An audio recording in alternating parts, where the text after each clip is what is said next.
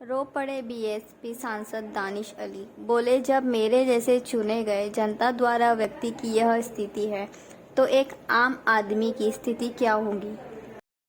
जब मेरे जैसे चुने हुए व्यक्ति की स्थिति आज इस देश में यह है तो एक आम आदमी की स्थिति क्या होगी। मुझे उम्मीद है कि मेरे साथ न्याय होगा। आदरणीय स्पीकर साहब कार्रवाई करेंगे, नहीं तो मैं भरे मन से इस सदन को भी छोड़ने पर विचार कर रहा हूं, क्योंकि यह एक सभ्य समाज में बर्दाश्त नहीं किया जा सकता। क्या है? क्या हम इसलिए चुन के आते हैं?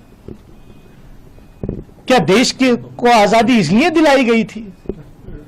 क्या हमारे पुरखों ने कुर्बानियां इसलिए दी थी इस देश की आजादी के लिए कि जब हमारे प्रतिनिधि चुन करके जाएंगे तो उनको यह सुनने को मिलेगा?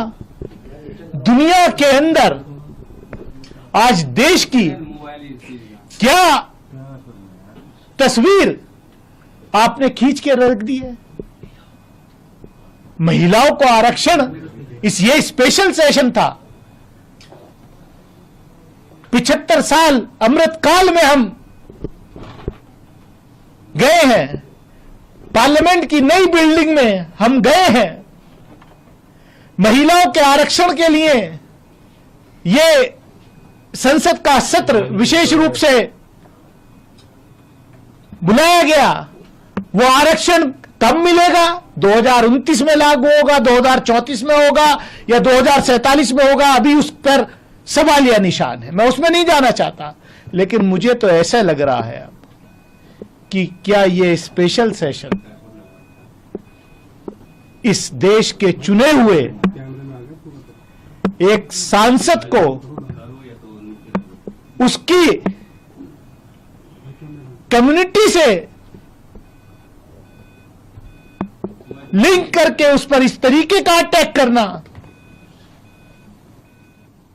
सोच भी नहीं सकता, मैं सोच भी नहीं सकता। इन्होंने केवल मुझे या मेरे फॉलोवर्स को ही नहीं, पूरे देश को शर्मसार किया है। पूरे देश की आत्मा को शर्मसार करने का काम किया है। अब बस देखना इतना है कि रमेश विदुड़ी जी के खिलाफ, honourable member of parliament Lok Sabha के खिलाफ, उनकी पार्टी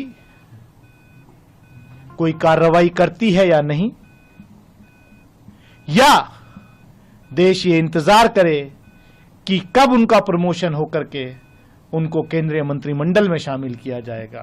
क्योंकि शायद ये कंपटीशन हो गया है भाजपा के नेताओं में कि आप ऐसा कीजिए, आप ऐसे बयान दीजिए। पहले तो संसद के बाहर ही होते थे, अब संसद के अंदर भी मारने की धमकियां दी जा रही हैं। बाहर तो धमकियां बहुत बार नेताओं ने, इनके मंत्रियों ने, सबने दी हैं। लेकिन ये सोचना पड़ेगा कि हम इस देश को अमृत काल में किस तरफ ले जा रहे हैं। आप तो बड़े सॉफ्ट स्पोकन हैं, कैसे हो गया? सर्कमस्टेंसेस क्या बना था जो कि आप वहां थे मौजूद?